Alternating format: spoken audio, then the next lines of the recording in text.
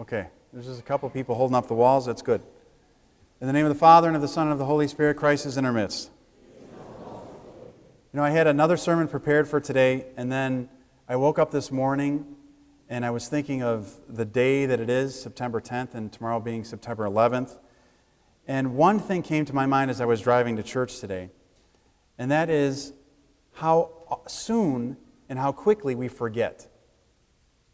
And I was thinking about, being a father of two small children and being a priest of many larger spiritual children. Many times you tell your child to do something and they say, okay, and then 5 minutes later you turn around and they're doing the exact same thing that you told them not to do. We see that not only with our children, with our families, but we also see that in the workplace as well. But so many times we have a running ticker tape inside of us of things that people owe us. I lent something to someone, they owe me that back. I shared something with somebody, they should share something with me back.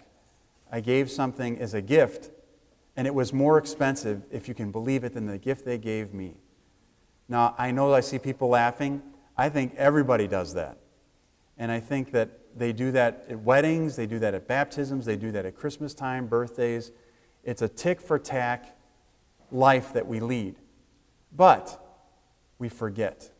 And we forget not only the graciousness of other people, but we also sometimes forget the graciousness that comes from God. Now, if you think about what you've been given in your life as a Christian, you've been given the freedom to be in this church and pray, to not worry about the persecution of your Christian beliefs, to sit in peace knowing that the church is cool, it's not too hot, it's just right, like the fable goes. We look around us and we're not worried about our neighbors maybe taking our purse as we're sitting in the church, or someone saying something that would be askew from their Christian life. We take all these things for granted. And the worst thing that we can do as Christians is to take things for granted. Because as soon as we take things for granted, then as soon as we lose them, we become resentful. Or as soon as we don't receive things that we assume that we should have, then we become resentful to one another, and then ultimately we become resentful to God. Now, what do I mean by that?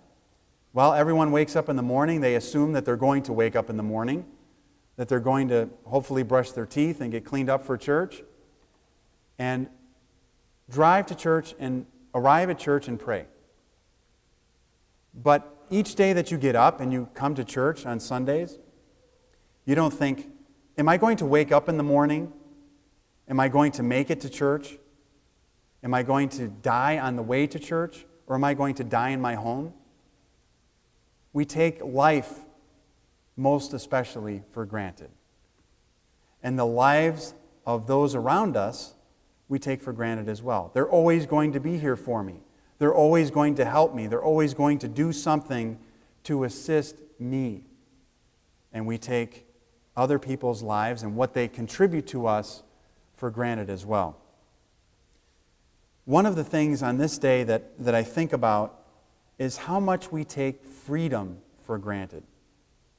Religious freedom, the freedom to pray in our homes or in our churches, the freedom to be Americans and to walk the streets and not worry about someone standing on the corner with an Uzi who has it out for the Greeks or those who are Orthodox.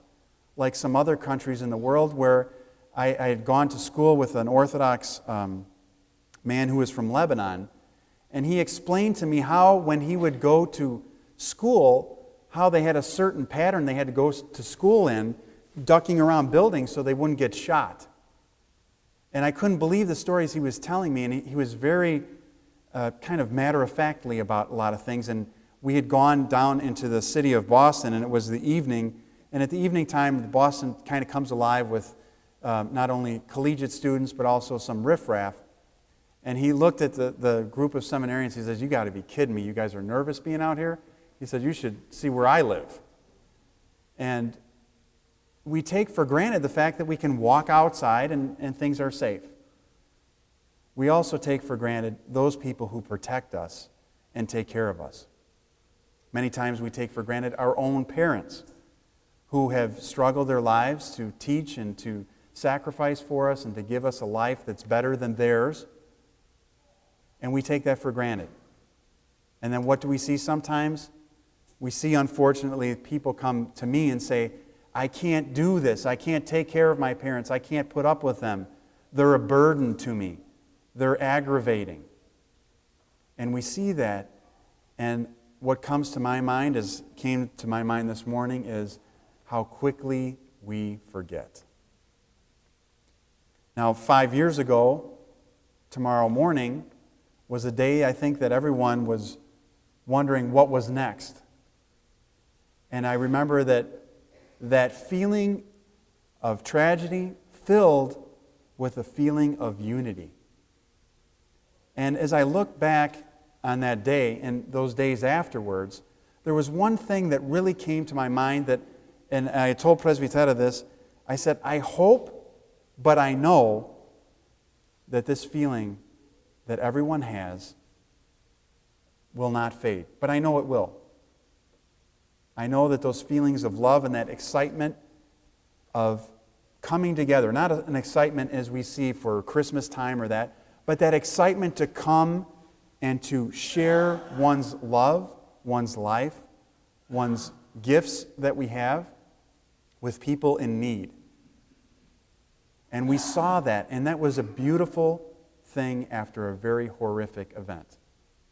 And as St. Paul says, in suffering comes perfection. So in the greatest of tragedies come some of the best of Christian examples. But the unfortunate thing is that 5 years later, we see that it's only a week before or a few days before that people remember those families that are suffering, that have lost loved ones. I saw on the news the other day this little child kissing a photograph of his father dressed in his New York police uniform. And it said, remember 9/11. But it's not just so much about remembering that particular day. It's about remembering all of our lives. And we think about those people on 9/11 who died tragically, who went in to save. But how many times do we forget about these people right here? The icons. The saints who gave their lives. Saints who were crucified so we can be Christian. The red carpet in this church, it wasn't red a while ago, but it's red now. It was red when we redid the inside of the church. Reminds us that blood was shed so that we can pray in this church. It's the blood of the martyrs that the church is founded upon, and that's why we have martyrs and saints' relics inside the altar table to remind us of that. But how many times do we really realize that? When we walk on this carpet, do we walk in wondering, oh, I can't sit up in the front today, or I can't find a seat? Or do we walk in with trepidation and awe and fear, saying, I am walking on something that symbolizes that people died so that I can live. Christ died on the cross so that we can live. The saints died so that we can have the history of the church and the theology of the church that is so rich to us. Do we ever walk into the church and think that? Probably not. And I see some of you with tears in your eyes today thinking about September 11th. But do we ever sit and take time to contemplate and have the tears in our eyes for some of the martyrs of the church?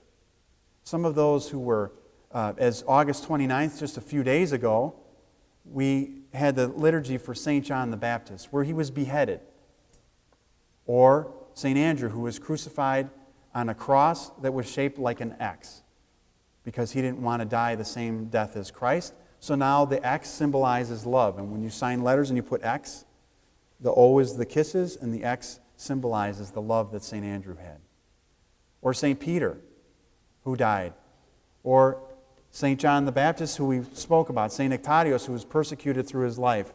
Christ who was crucified, the Virgin Mary who watched her son be killed, St. Athanasius who was persecuted 5 times and almost killed in a boat on the way to hiding. We have St. George, again, who was another warrior for Christ and suffered persecution. We have St. Padaskevi. We have all these beautiful saints. But how quickly we forget. And sometimes our worst problems that we have are, is somebody going to notice that I'm doing this, or that I did my cross one more time than the person next to me, or that I treated someone a little differently because I'm trying to be a better Christian? We're worried about persecution that is superficial. It has a facade to it. But true persecution we've seen and we see over again in the history of the church. So today, as we remember those people who died heroically, as the church calls us to pray for on this day, we can't just think about them. We can't just make a pocket and put those people on September 11th in that category. We have to put everyone in that special place in our heart. Those who died in World War II, the Korean War, World War I, and other places that were the tragic things that happened. And we see the count of soldiers now in foreign parts of the world just keeps going up all the time.